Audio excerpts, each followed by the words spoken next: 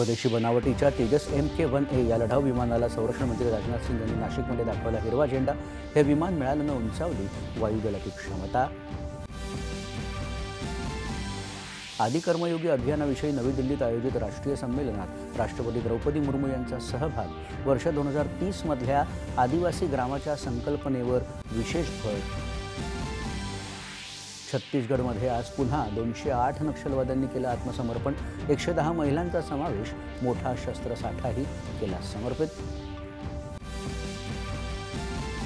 देशातल्या पहिल्या ई-ट्रक्सचं मुख्यमंत्र्यांच्या हस्ते लोकार्पण। वाहतूक क्षेत्रात क्रांती घडवणाऱ्या या प्रकल्पामुळे पर्यावरणस्नेही वाहतुकीकडे देशाची वाटचाल। मुख्यमंत्री मनामनात तेज पसरवणाऱ्या दीपोत्सवाचा आज प्रारंभ। पशुधनाबद्दलच्या कृतज्ञतेचं प्रतीक म्हणून आज वसुबारस तिथीला गायवासराचं पूजन। राहुरीचे विद्यमान आमदार शिवाजीराव कर्डिले यांचं हृदयविकाराच्या धक्क्यानं निधन। मुख्यमंत्री देवेंद्र फडणवीस आणि उपमुख्यमंत्री अजित पवार यांनी वाहिली श्रद्धांजली। डेन्मार्क खुल्या बॅडमिंटन स्पर्धेत पुरुष एकेरीत लक्ष्य सेन यानं केला उपांत्यपूर्व फेरीत प्रवेश।